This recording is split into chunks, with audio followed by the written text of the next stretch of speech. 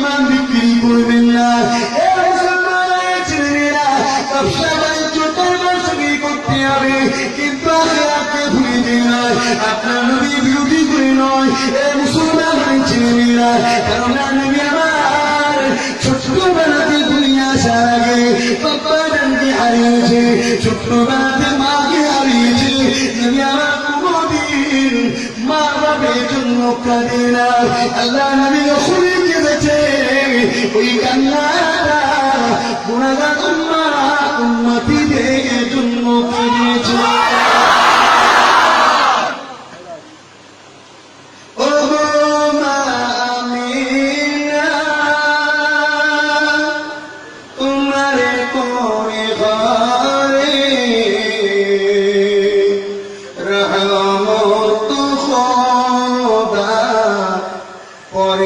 ঝরে ঝরে মামিনা তোমার কোনে ঘরে রহমত খোদা পরে ঝরে ঝরে।